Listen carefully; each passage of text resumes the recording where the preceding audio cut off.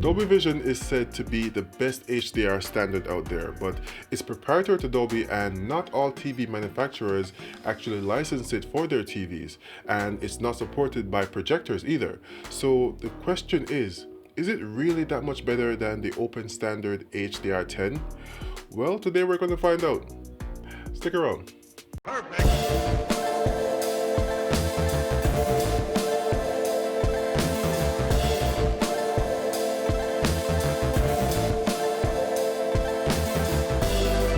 Hey guys, it's Villaman here, home theater enthusiast and all-around tech lover, and on this channel we review, demo, and compare the tech that entertains you so you can find the best devices and get the most out of them. So if you like comparisons like this, then you've come to the right place. Hit the subscribe button and come along for the ride. So if you're like me, you may have been wondering just how much better is Dolby Vision than HDR10 in the real world. Now we know what the specs say. Dolby Vision supports up to 12-bit color while HDR10 goes up to a max of 10-bit, and Dolby Vision supports 10,000 nits peak brightness while HDR10 only supports 1,000. And also Dolby Vision supports dynamic metadata while the HDR10 only supports static. But on the flip side, TVs only support 10-bit color presently, and 4K Blu-rays are encoded in 10 bits. So even though there's so much room to grow for Dolby Vision, there's not the content or the equipment that fully supports it. So then the question is, as I said, in the real world, how does it actually compare? Does it come close? Is it equal? Is it better? We'll see. Now for this test, I'll be using the Panasonic UB820 4K Blu-ray player and also the Vizio P-Series Quantum X 4K HDR TV. Now this TV is very interesting as it supports all the HDR formats out there. So I'm also thinking of doing a comparison between Dolby Vision and HDR10 Plus. So if you want to see that, you should definitely stick around. But that's for another video. So for this comparison, we'll have the 4K Blu-ray player connected directly to the TV, and they will have the same exact settings for both Dolby Vision and HDR10 content. So the TV will be in the cinema mode, which is the most accurate picture mode. So everything that you see, all the differences you see, will be a result of the actual signal being received by the TV itself. Now this comparison will consist of 3 or 4 movies that were mastered in Dolby Vision. Now these discs also support HDR10, just in case your equipment doesn't support Dolby Vision, right? And this comparison will also be filmed in 4K HDR, so you can watch it in HDR on your newer iPhone or Android devices or your 4K HDR TVs. If you want to find out more about the equipment I'm using, then I've left links in the description where you can check them out. Alright, let's get into it. Now the first movie we'll be looking at is First Man, and to begin, let's have them side by side. And what I want you to do is see if you can identify which is the HDR10 version. Is it the one on the left or the one on the right? Take the poll above in the top right hand corner of the screen. Let's put them a bit closer to help you out. Alright, so the results are in. The one on the left is HDR10 while the one on the right is Dolby Vision. Let me know in the comments if you guessed it right. There's no real difference in the color reproduction, but in a typical scene, the HDR10 version is actually brighter than the Dolby Vision version. Even though the overall luminance in the Dolby Vision version is lower than the HDR10 version, the Dolby Vision version gets noticeably brighter in scenes with higher peak brightness, like this fire for instance.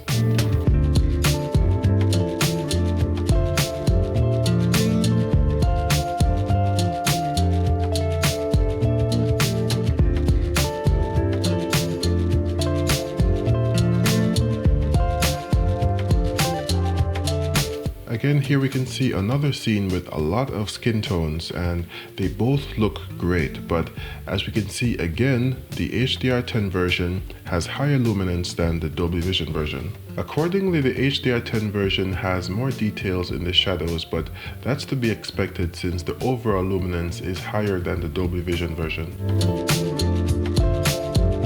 Next up is a clip from Godzilla King of Monsters, and in this scene I wanted to test if there was any posterization or banding in the sky.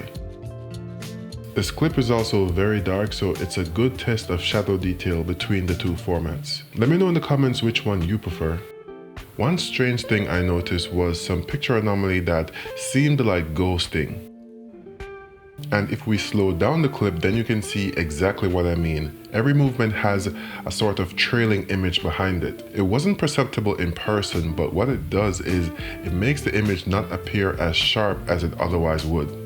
This only happened in HDR10 mode, but I've also seen it with Dolby Vision sources in the past using other TVs when I had the Blu-ray player connected to the TV through the receiver. This only appears in some movies though, including Godzilla, but I'm not sure why.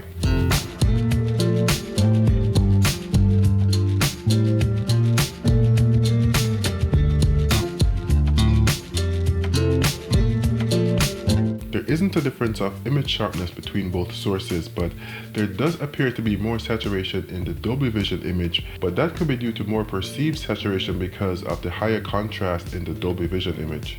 But in this scene, there's more details in the shadows in the HDR10 version, and the highlights are also brighter, as you can see by the white shirt.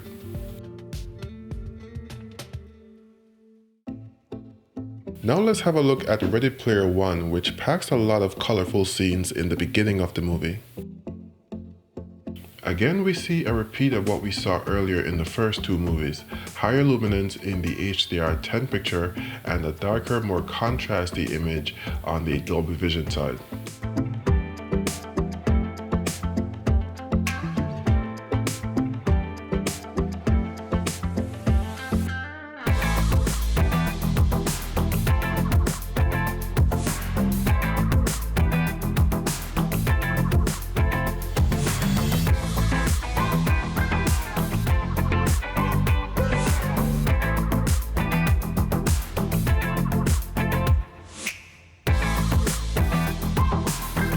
Unlike the fire we saw in The First Man, where the Dolby Vision clip had a higher peak brightness than the HDR10 one, in this clip the peak brightness of the HDR10 version is higher in this case than the Dolby Vision version. This may not be the case throughout the entire movie, but it goes to show you how the characteristics can change from scene to scene, movie to movie.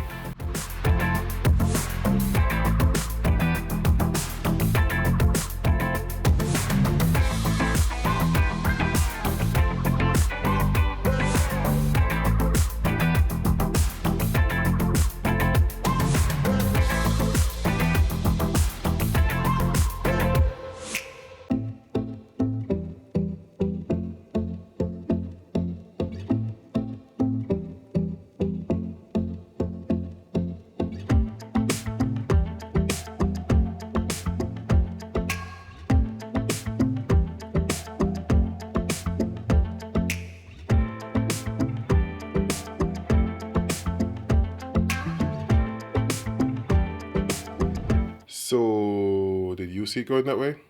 I can't say I did. I can say though that I wasn't surprised that the typical scene in the HDR10 format was brighter than the Dolby Vision format, because Dolby Vision has scene by scene dynamic metadata that controls the brightness and all of that. So I'm not entirely surprised, since it has more control over the color on a scene by scene basis. So if a scene and parts of a scene don't need to be bright, then it wouldn't be. That said, each manufacturer has different ways of implementing their HDR support, and whether that be tone mapping or their custom algorithms that they use. So the same film might not look exactly the same on different TVs from different manufacturers. So if you watch the same scene, your results may be different, but I think this comparison gives you a good idea of what to expect.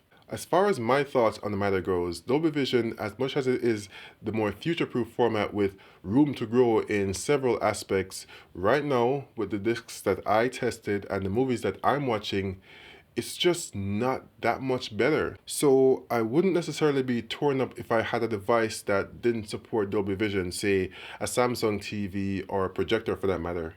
Hint, hint. The ghosting issue I saw on the HDR10 image was kind of weird, because I saw a similar thing happen when I had my Blu-ray player connected through my receiver. So in that case, I actually had to scrap that test entirely because I didn't realize it when I was recording it. So this test I actually did once with the LG C9. It's not something you see in person, but it's very apparent on camera. But this is all subjective and people will of course like what they like. So I want to know your thoughts on the matter and which one you think is better or which one you prefer. Go in the comments below and share your thoughts so we can all see what you think. As I said, I'll also be comparing Dolby Vision versus HDR10 Plus, Samsung's proprietary format. So stick around for that. So if you haven't subscribed yet, make sure you have. Don't forget to hit that like button if you liked the video or found it informative. And if you like this t-shirt and want one for yourself, then check out the merch store because we have some awesome home theater and gaming merch in there. Thanks for watching, and until next time, this has been your friend and neighborhood Villaman saying, peace.